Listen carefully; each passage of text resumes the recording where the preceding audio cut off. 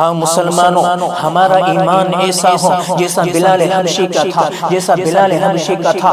مکے کی گرم زمین پر بلال حبشی کو لٹا دیا گیا اور کہہ دیا گیا اپنے ایمان کا سودا کر لے۔ بلال حبشی فرماتے ہیں او لوگو ایک گھونٹ پانی کا دے دو، ایک لقمہ کھانے کا دے دو۔ بلال حبشی سے کہا جاتا ہے او بلال تجھے کھانا بھی دیا جائے گا، تجھے لقمہ بھی دیا جائے گا، ایک بار ایمان کا سودا کر لے، ایک بار ایمان کا سودا کر لے۔ وہی بلال کہتا ہے لا معبود الا اللہ، لا مسعود الا اللہ، لا مرزوق الا اللہ، لا الہ الا اللہ۔ ایمان کا سودا نہیں کیا جا سکتا۔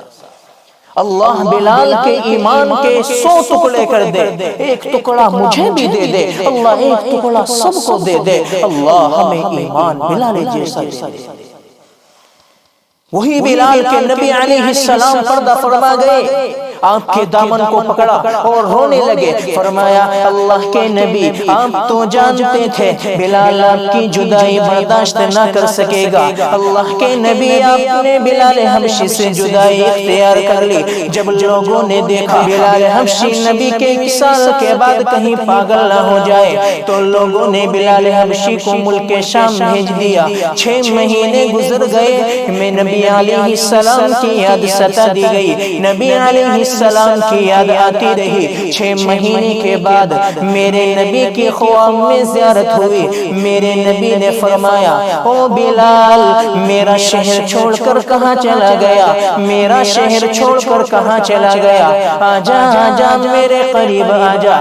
بلال حبشی صبح اٹھے، اپنے گھوڑے کے دوڑ لگائی اور مدینہ منورہ پہنچے۔ نماز ظہر کا بھی نماز کا وقت نہیں آیا، ابھی اذان نہیں ہوئی اور مسجدیں بھری کی بھری نظر آ رہی ہیں۔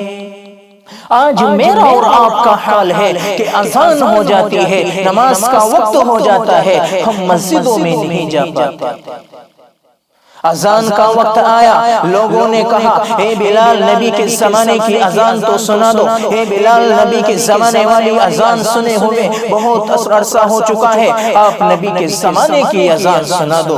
بلال حبشی نے فرمایا او لوگو نبی کی غیر موجودگی میں مجھ سے اذان کے کلمات نہیں کہے جاتے، آپ مجھ سے اذان کو نہ کہو۔ نبی علیہ السلام موجود ہوتے تھے، میری زبان الفاظ اذان نکالتی تھی، آج نبی موجود نہیں، میری زبان سے الفاظ اذان ادا نہیں ہو سکتے۔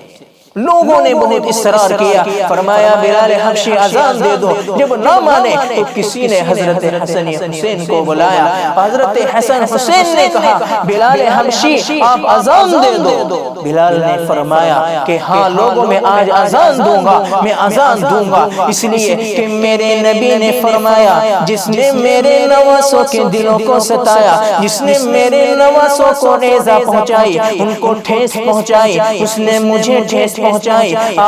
آج میں آپ کو ناراض کر کے نبی علیہ السلام کو ناراض کرنا نہیں چاہتے۔ ہاں مسلمانوں، بلال حبشی نے اپنے لیے اذان دینے کے لیے ہاتھوں کو اٹھایا اور کانوں پہ رکھا اور کلمات اذان شروع کی۔ بلال حبشی نے اذان دی، اللہ اکبر اللہ اکبر۔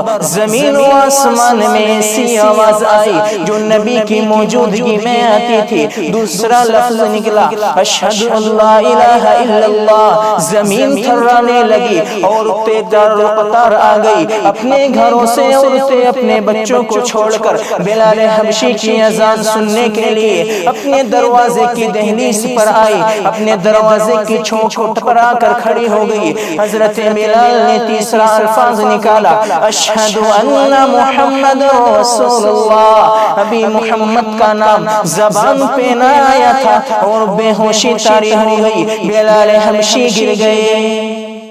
یہ ہوتی ہے محبت۔ اللہ کے نبی صلی اللہ علیہ وسلم موجود نہیں ہے، بلال حبشی سے رہا نہ گیا۔ یہ ہوتی ہے مسلمانوں محبت۔ آج میری محبت نبی علیہ السلام سے کتنی ہے؟ صرف زبان کی محبت ہے، صرف زبان سے نبی کو نبی اور قرآن کو قرآن اور اللہ کو میں رب مانتا ہوں۔